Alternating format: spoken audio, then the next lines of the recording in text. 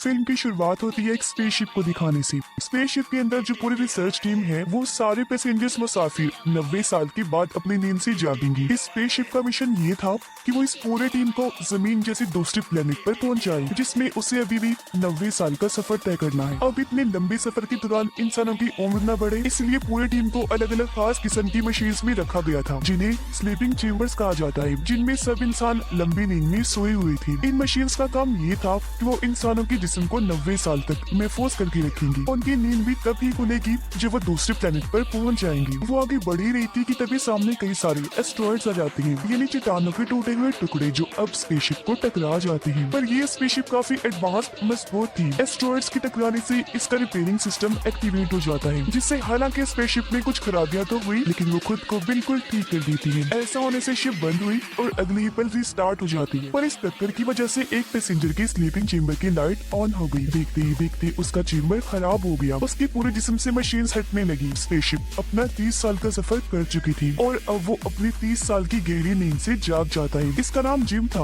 वो उठकर आगे बढ़ा। अब पहले पहले तो उसे काफी चक्कर आ रही थी, लेकिन कुछ ही देर में वो बिल्कुल नॉर्मल हो जाता है। अब जिम उस हॉल में जाता है जहाँ सफर खत्म करने के बाद सारे पैसेंजर्स ने जमा होना था, क्योंकि यहाँ इनकी तब मीटिंग होने वाली थी। मगर साहिरा उसने देखा कि इस हॉल में कोई भी नहीं है। वो पूरे स्पेसशिप में बाकी सभी पैसेंजर्स को ढूंढने लगा, लेकिन उसे अपने अलावा वहाँ कोई भी नहीं मिला। वो कंट्रोल रूम में मदद मांगने के लिए जाने लगा, पर उसका दरवाजा लॉक था, क्योंकि इसे कंट्रोल रूम के मेंबर की आईडी से ही खोला जा सकता था, या फिर टीम के हेड की। इसलिए अब जिम सिस्टम से ही अपनी लोकेशन की डिटेल्स निकलवाता है, ताकि वो पता कर सके कि इस वक्त स्पेसशिप कहाँ है। जहाँ उसे पता चल गया कि वो अपनी मंजिल यानी उस प्लेनेट से 90 साल दूर है, यानी कि वो 90 साल पहले ही जाकर अपनी स्लीपिंग चेम्बर से एक्टिवेट हो गया है। वो काफी मायूस हो गया, वहाँ से जाने लगता है। मगर तभी उसकी नजर सामने गई। उसे लगा कि वहाँ कोई इंसान है, तो जिम उस तरफ ही जाने लगा, जहाँ उसे पता चला कि वो इंसान नहीं बल्कि इंसानी शक्ल वाला रोबोट है। अब जिम को वहाँ एक औजार मिला, जिसकी मदद से वो अपनी स्लीपिंग चेम्बर को ठीक करने की कोशिश करता है, मगर इस चीज में वो नाकाम ही रहता है। इसके बाद जिम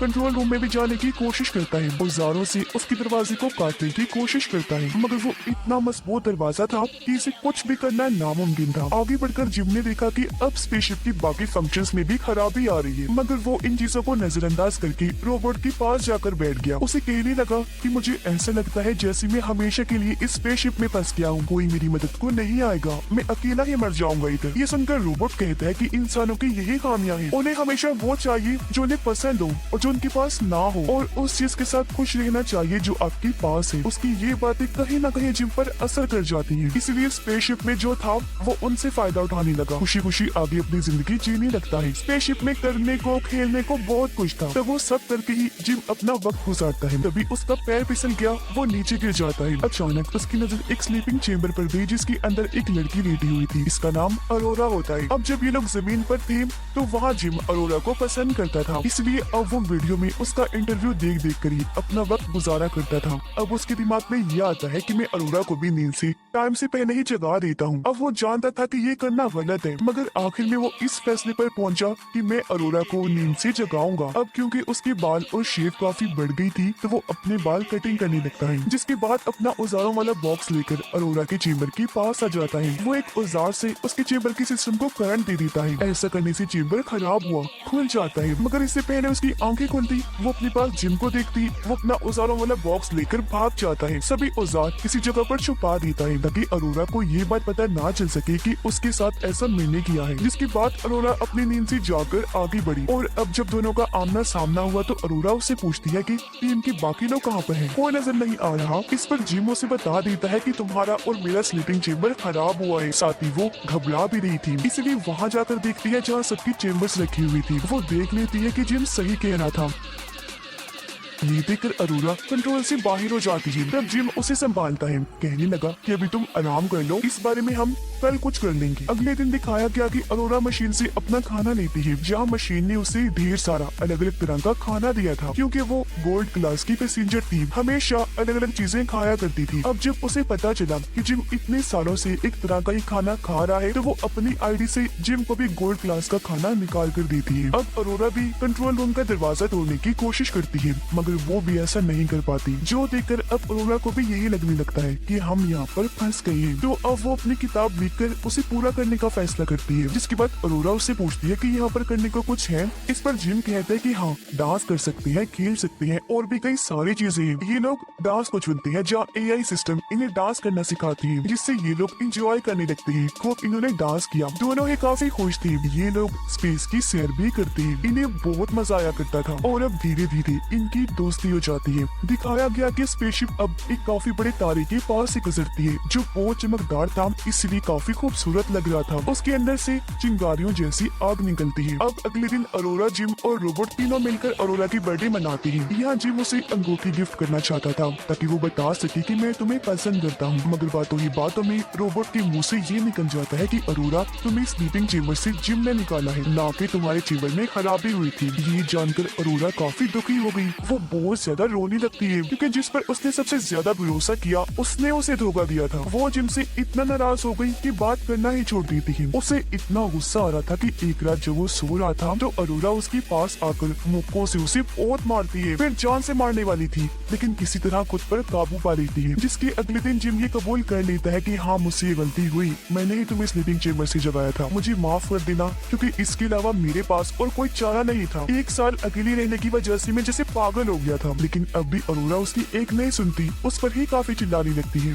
अगले दिन जब वो लिफ्ट में था तो अचानक खराबी होने की वजह से लिफ्ट बंद हो जाती है। वो रुक गई तो अब जिम बाहर नहीं जा सकता था, तो अब हाथों की मदद से जैसे तैसे लिफ्ट को खोलकर वो बाहर आने लगता है। दूसरी तरफ जब अरोरा भी मशीन से खाना लेने जाती है तो मशीन में भी खराबी आ गई थी, क्योंकि वो बहुत सारा खाना अरोरा के ऊपर फेंक दी थी। ये देख दोनों को कुछ समझ नहीं आ रही थी कि आखिर ये हो क्या रहा है। वो इस बारे में सोच रहे थे कि तभी इन्हें किसी इंसान की आवाज आई। ये जब चेक करने आगे बढ़े तो देखते हैं कि इनकी टीम का हेड भी अपनी स्लीपिंग चेम्बर से जाग गया है। हेड को भी खराबी का पता चल गया था, इसलिए वो अपनी आईडी से कंट्रोल रूम का दरवाजा खोलकर अंदर जाता है ताकि चेक कर सके कि और कौन कौन सी खराबियां हैं, मगर उसे कुछ भी पता नहीं चल पाता। तो ये लोग फैसला करते हैं कि स्पेसशिप में होने वाली खराबियों को हम खुद ही चेक करेंगे। तीनों जब आगे बढ़े तो इन पर एक रोबोट गिर जाता है, मगर वो जमीन पर गिरकर टूट गया था। ये देखकर हेड बताता है कि ये 15वां रोबोट है जो खराब होकर टूट गया है। अब हेड अरोरा की स्लीपिंग चेम्बर को जाकर चेक करता है। उसे पता चल गया था कि इसे जिम ने खराब करके खोला है। हेड उसे कुछ भी नहीं कहता, क्योंकि उसे भी इस बात का पता था कि एक साल इंसान वाकई अकेला रहकर पागल हो सकता है। अब अचानक ही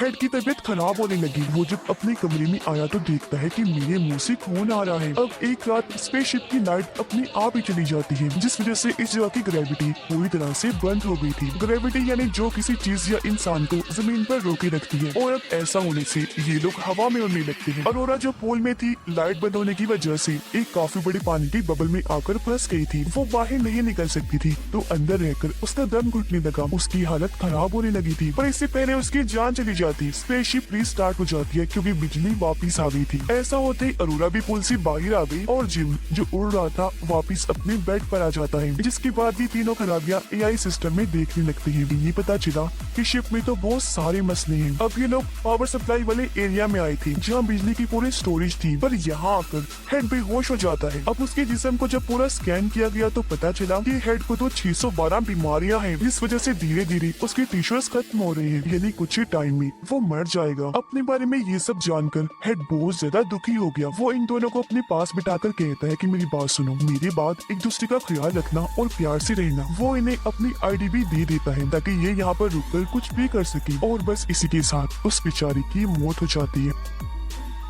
उसकी लाश को वही छोड़कर अरोरा और जिम शिप की खराबियों को ठीक करने के लिए आगे बढ़े, मगर तभी अचानक एक ऐसी खराबी आई कि ये दोनों और आसपास की हर चीज हवा में उड़ जाती है। रोबोट में भी ऐसी गड़बड़ी आ गई कि वो खुद को ही नुकसान पहुंचा रहा था, जो देखकर अरोरा जल्दी से उसके पास गई, उसकी सिस्टम को ही बंद कर देती है। जिसके बाद वो दोनों एक बार फिर आगे बढ़ के स्पेसशिप के सारे हिस्सों को बदलने लगती है। ऐसा करने के बाद वो पावर सप्लाई रूम के बाहर आई। इन्होंने जैसे दरवाजा खोला तो अंदर एक काफी बड़ा सुराख था, जिसकी तरफ अगली दोनों खींचने लगती है, मगर ये खुद को कंट्रोल करके उस सुराख को बंद कर देती है। खुद को संभालने के बाद इन्होंने देखा कि शिप में उस जैसे और भी कई सारे सुराख हैं, और अब जब ये मेन पावर सप्लाई के सिस्टम के पास आई तो पता चला कि बिजली का पूरा सिस्टम खराब हो गया है। इसलिए वो जल्दी से सभी हिस्सों को बदलने लगती है, मगर खराबी की वजह से स्पेसशिप में हीट गर्मी इकट्ठा होने लगती है, जिसे बाहर निकालने के लिए इन्होंने लीवर खींचा, पर गेट खुलता ही नहीं। और अब अगर जल्दी गेट को बाहर ना निकाला गया तो यहाँ धमाका हो जाएगा।